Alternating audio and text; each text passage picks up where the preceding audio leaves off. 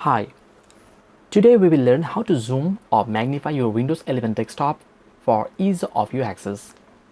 If you're staying far from your PC, then this magnifying tool will help you the best. So go to start and type magnifier. And when it appears, simply pressing this plus button will zoom or magnify the display and you will watch the magnified output. Okay. Now simply hovering the mouse here and there will take you to different places with zoomed interface. And if you are far from your PC, then it will help you to work with.